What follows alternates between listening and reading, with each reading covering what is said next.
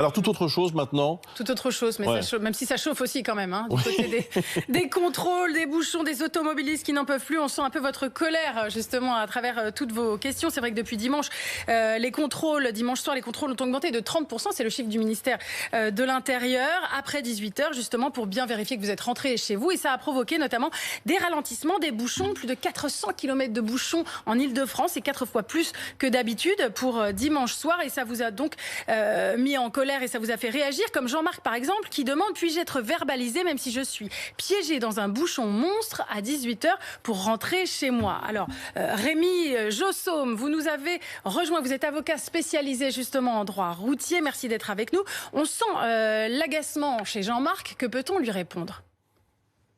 Effectivement, je pense que le policier là fait preuve d'excès de zèle à partir du moment où la personne peut justifier, bien que le bouchon vient ralentir sa progression et que manifestement la circulation est liée à un imprévu, un élément extérieur, il peut parfaitement contester son infraction.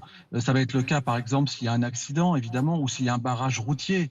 On a vu effectivement ces images assez surprenantes de contrôle de police qui ralentissaient la circulation et notamment qui bloquaient un certain nombre de voies de circulation et qui venaient reprocher aux usagers d'être en retard, ou en tout cas de ne pas respecter le couvre-feu. Donc je pense qu'effectivement, dans ces circonstances-là, on peut contester son infraction.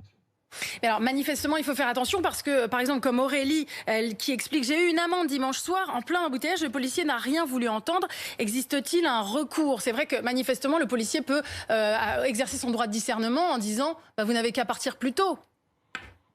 Oui, mais encore une fois, à partir du moment où vous pouvez justifier, par exemple, vous avez recours à l'infotrafic, où vous allez pouvoir démontrer qu'il y avait un accident sur votre parcours, vous pouvez parfaitement contester cette infraction en la justifiant, en justifiant les raisons pour lesquelles vous n'avez pas pu respecter l'obligation de couvre-feu.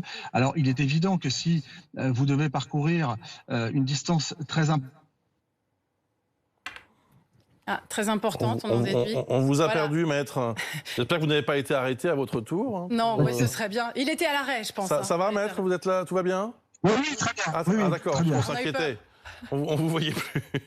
On vous laisse finir votre réponse. Non, je disais qu'à partir du moment où effectivement vous avez vous-même pris des risques avec une distance trop importante et que malgré des bouchons, de toute façon, vous n'auriez pas pu respecter la distance et le temps qui vous était imparti, là oui, la verbalisation sera tout à fait légitime. Mais dans les autres cas, vous pouvez la contester. Encore faut-il justifier les raisons pour lesquelles vous n'avez pas pu respecter ce couvre-feu. Donc je le disais tout à l'heure, ça va être justifier qu'il y avait un accident, un barrage ou tout autre événement imprévisible qui vient expliquer les raisons de votre retard. D'accord. Merci beaucoup, maître. Oui, on fera attention en plus parce que là, il y a les retours de vacances qui se profilent. Merci de vos explications. Voilà. Alors,